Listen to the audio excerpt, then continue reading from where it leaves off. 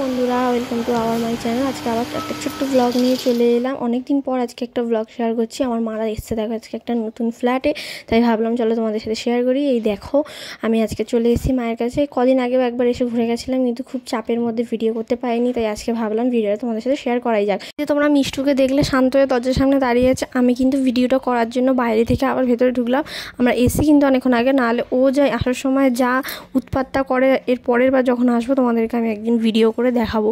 চলো তোমাদের পাশের ওই ঘরটা দেখাই। এটা হচ্ছে আমাদের আরও একটা রুম। চলো এবার যাই রান্নাঘরে গিয়ে একটু কিছু খাওয়ার ব্যবস্থা করি। আমরা আসার সময় একটু চপ কিনে নিয়ে এসেছিলাম, তো এখন হবে চপ আর মুড়ি মাখা।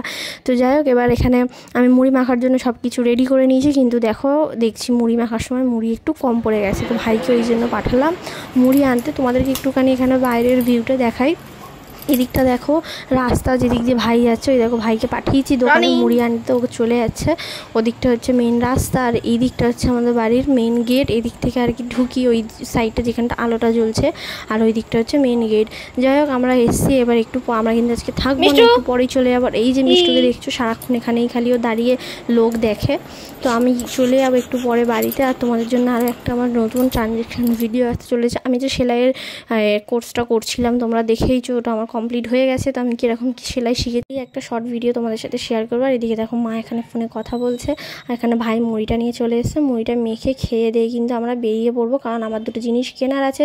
একটা পেস্টিংয়ের রোল কিনবো 3 মিটারের, আর একটা তোমার 4 রকমের 4টে সুতো কিনবো, কারণ আমার ওই যে বললাম যে সেলাইয়ের একটা ভিডিও আসতে চলেছে। যাই হোক, এই ভিডিওটা ভালো লাগলে লাইক করে দেবে।